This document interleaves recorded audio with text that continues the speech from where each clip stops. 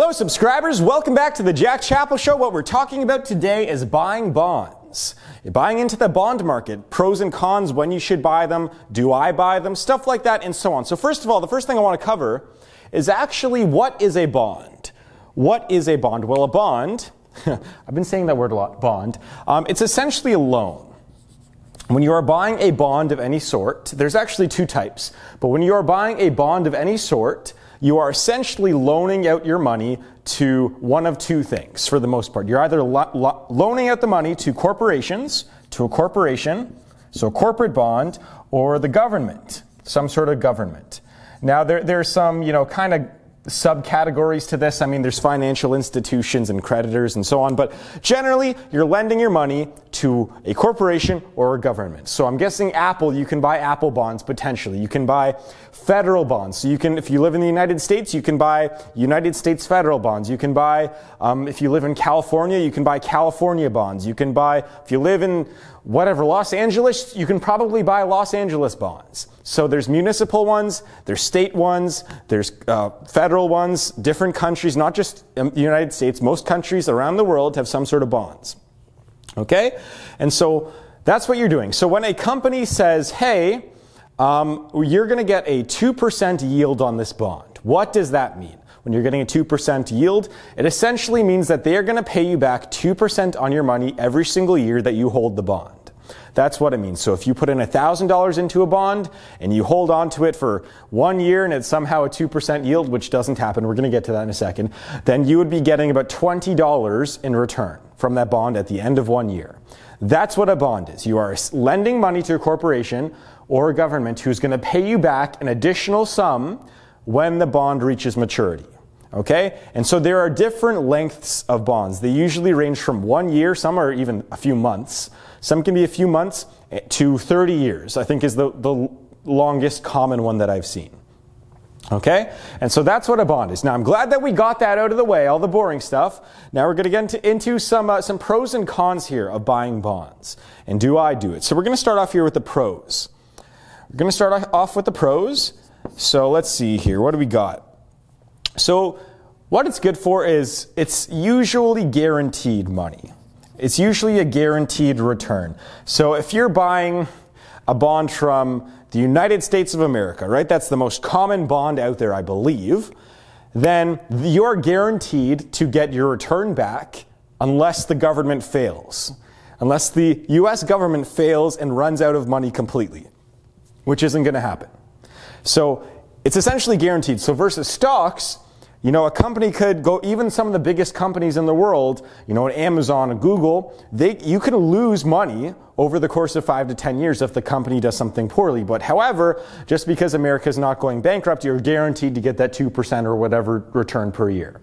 That's one of the bonuses here. So this is actually good for people who need that guaranteed income. So if you have $1 million, like a lot of old people do, a lot of people above the age 70, so, old people, then that 2% return, that's 20 grand a year, guaranteed, if you get a 2% yield per year. That's a lot of money if you're an old person and you only need to live on 20 grand a year, 25 grand a year, 30 grand a year. You get pension, Social Security, and these bonds. So that's who it's good for. It's also good for, people who, can't work, and just anyone who needs guaranteed money, right? People who can't work or just don't want to and don't want to have, or they just want low risk is what I'm trying to say here. Want low risk with their money.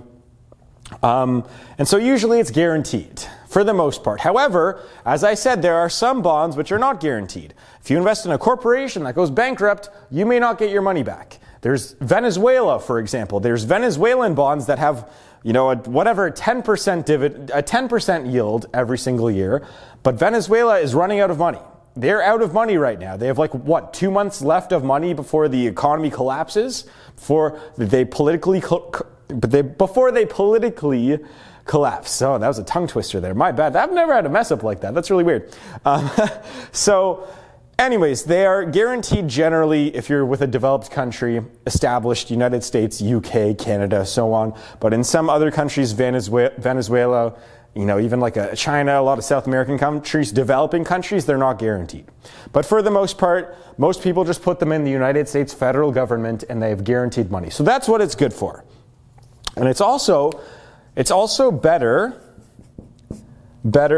than savings account. So just an example, your checking account probably gives you an interest rate on your money of 0.1% to maybe I'll be generous, and 0.5% on your money. So if you have $1 million for some reason in your checking account, then you're only going to get paid interest of what? That's like $100 or $1,000 on that. So not a lot of money. And your savings account, a high interest savings account, has a 1% interest right now. And so that's $10,000 if you had $1 million.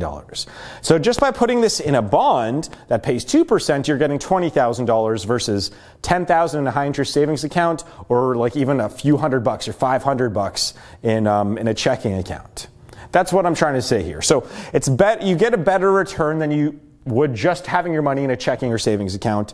Also, is that if you have bonds in like the federal government, they're generally considered liquid. So you can sell your bonds at any time, essentially, if you have them in a big corporation or the federal government. However, you may lose money.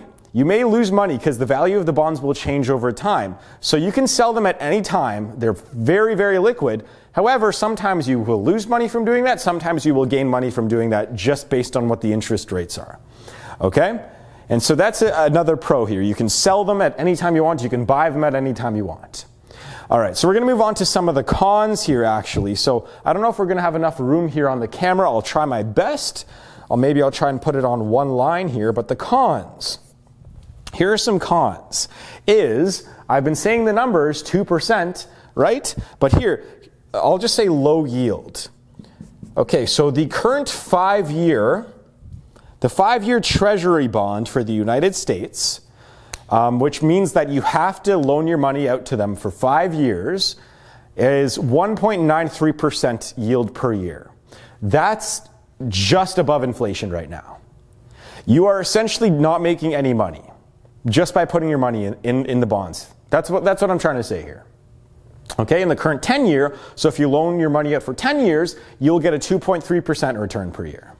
But again, if you were to sell before the end of the 10 years or sell before the end of the 5 years, you might even lose money, potentially. And so you're essentially locked in, and even though you can sell it, if you want a good return, you're locked in for that entire amount, for that entire timeline. So that's something to think about. And just some examples here. So yeah, the yields right now are about 1.9 to 2.3%. In the 2000s, remember, your parents probably said this was a really good investment, and your grandparents probably said that too, that it was a good investment. In the 2000s, the yields were 5%. That's pretty good. 5% yield. Inflation back then was 2 to 3%. That's pretty good in the 2000s. In the 1990s, it was 7%. This is when your parents were probably starting to invest at this point. And in the 80s, 15%. So those yields were much better than they are today. Now it's just 2%. 2% at best. If you want 1 year, we're talking 1%. So the yields on that are very, very, very low right now. And to be honest, that is the main reason why I'm not buying them. Is because you can buy a stock that pays a 4% dividend yield, guaranteed a stapled financial institution or a staple company that pays it, and you're guaranteed to get a 4% return on your money. Although the stock may fluctuate a little bit, it might go up, it might go down, who knows? But you're going to get a 4% payment every single year. Plus, you'll probably get appreciation over the long run. So that's why I don't buy bonds. That's why I don't buy them personally, plus some other things here that we're going to get into. And so, let's see, I talked about this. Also, here's the thing. If you want to buy into a bond fund, there are essentially bond funds out there that are mutual funds, okay? So, if you guys have heard me talk on this channel before, you guys know my opinions on mutual funds. Sure, they're better than doing nothing with your money. You actually get a good return in the long run, most likely. However, they charge fees of 1 to 3%. Bond funds are almost no different. They're slightly less. They can be 0.5%, 1%, even a little bit more than that sometimes if you buy into a bond fund. Okay? And so keep in mind, if you're going to buy bonds, try to stay away from those bond funds. Just the same way if you're going to invest in the stock market, probably stay away from mutual funds. That's always my advice. Avoid those fees. In the long run, they can be killer. I mean, if you're buying into a bond fund that pays you even 3% yield, and they take 1%, you're getting less than you would from just investing in a treasury bond yourself. So perspective, okay? Let's see. So I think that those are the main pros and cons here. I mean, if you're a young person, the main audience I'm talking to right now is very young people. 18 to 34, you're just starting to get into investing. A few $1,000s here, $10,000 here, $500 here, whatever. Whatever that money amount is, this is probably not a good thing for you. I mean, it would, if you have $100,000 in your checking account, and you don't want to put it in stocks, sure, put it in bonds. Put it in some safe government bonds. It's better than having it in your checking account, for the most part, unless you're planning on using that money for something else, okay? So young people probably stay away from this, but if you want some guaranteed returns, if you're an old person that needs some sort of guaranteed income over the course of 10 years, 15, 20, 25 years, this is solid. This is better than your checking account, better than your savings account. So for young people, probably stay away from this. Now, yeah, it's a good replacement for a bank account. And for me personally, I mean, theoretically, if I was not running businesses, if I wasn't pumping in money into my businesses, advertising, whatever, office expenses, and so on, and if that wasn't where I put my spare money, I might put some of it into bonds. I would consider it. I don't know, I'm not living that life right now. But if I was just putting, if I were to make $40,000 a year and wanted to invest $10,000 of it, I would probably put $8,000 into stocks or $9,000 into stocks, and maybe put $1,000 or $2,000 into bonds.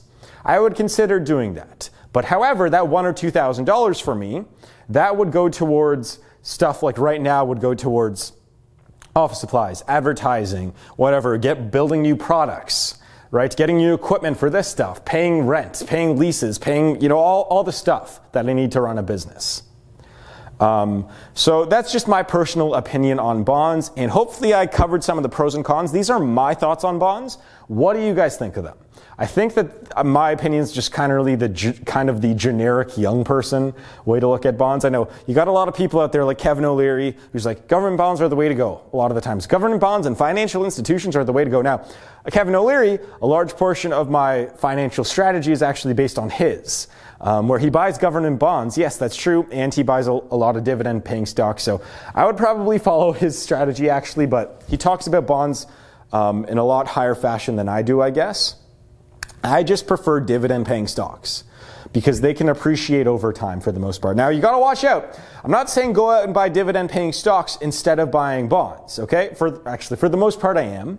But be careful, because there are those dividend-paying stocks that have a 6, 7, 8, 9% yields, like Mattel, and if you were to just look at the yield, you'll be like, great, this looks like a great 6, 7% return on my money every single year. However, the company is going bankrupt. And your dividend yield, it may still be at 7%. However, because the stock is depreciating, you're actually getting less of a dividend yield than you were when you paid for it. Because the stock's going down, 10% per year, you're getting a 10% less return on the same dividend yield, if that makes sense. Sorry, that's a little bit confusing. But if you're just going to buy dividend-paying stocks instead of bonds like I am, just be careful. Make sure you pick the right ones, and maybe buy some bonds if you just really want to be safe. So anyways, I think that's going to wrap this video up. If you want to see like what kind of dividend stocks I buy, check out my stock market program in the link below. How many dividend-paying stocks do I have? Did I buy recently? I think in the past 2 months I bought 4 different companies that have at least a 3.5% dividend, I think it's 4. Anyways, I'll have to check back in my brain later. Check back in my brain, I'll check back in my computer later. So if you're interested in any of that stuff, links down below. I'd like to thank you very much for watching. You're all very beautiful people, and I'll see you guys in the next video.